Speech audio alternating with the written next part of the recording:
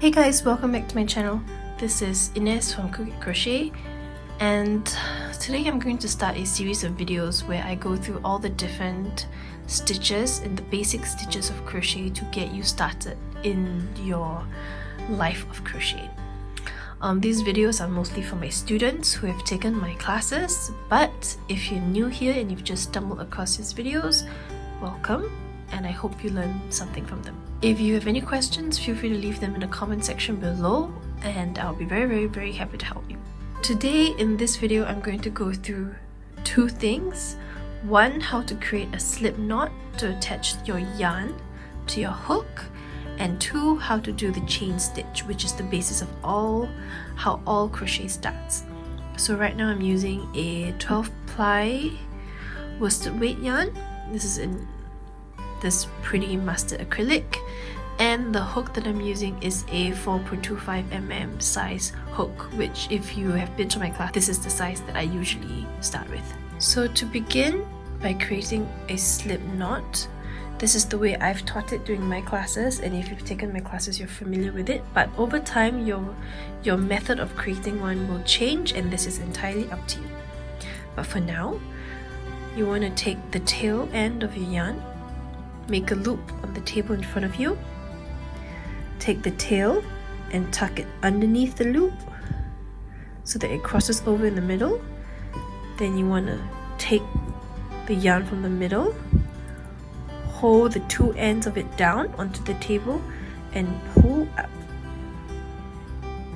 and there you would have created your slip knot. And this is what will attach the yarn onto your hook. This is the tail, or sometimes known as a straggler. I like to call it the tail. And this yarn attached to the ball is called the working yarn, working strand. You want to pull on the tail so that it tightens, and then you've created your slip knot. So to start your chain stitch, you can either hold your hook this way like a knife or this way like a pen. This is entirely up to you as well. Don't be afraid to experiment with different styles because all this would change.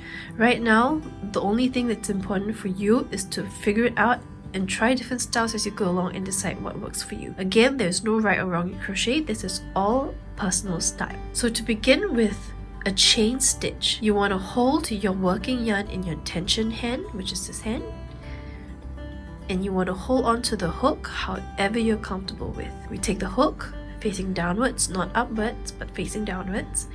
You want to go under and over the working strand and pull through.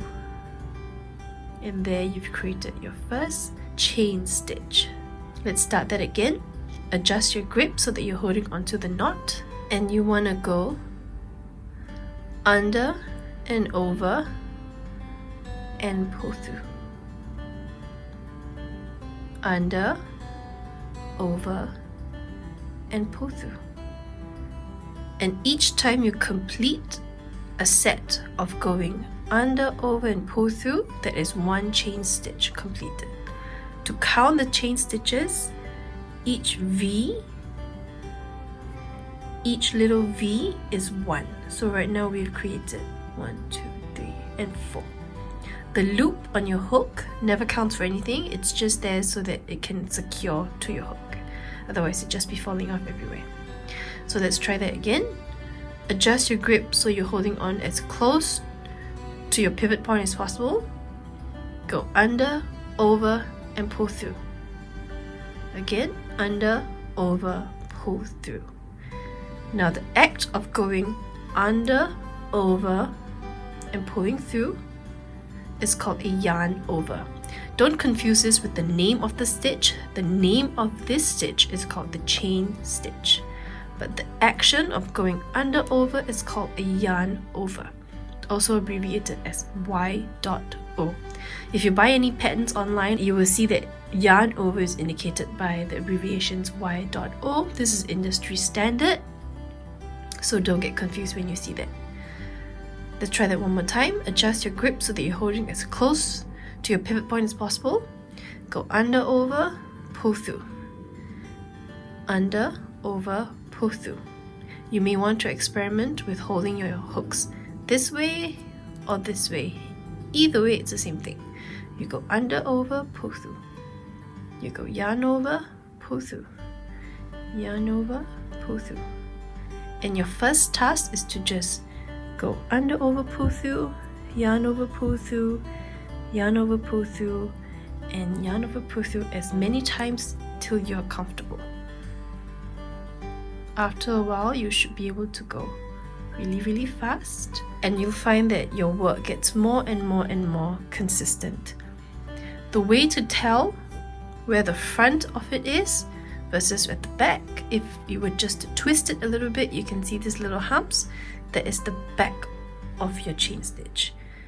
If you run your fingers down, the sides with all the V's facing up should be flat, and that's how you know where the front of your chain stitch is, so that you can start counting however many you have. Okay guys, and there you have it, the chain stitch and how to create a slip knot. In the next video, I'm going to go through how to do a single crochet stitch. In the meantime, if you have any questions, please feel free to leave them in the comment section below, and I'll be very happy to get back to you. Otherwise, you may contact me directly on Instagram at crochetSG, and you can text me there and I'll reply you. Thank you so much for watching. See you in the next video.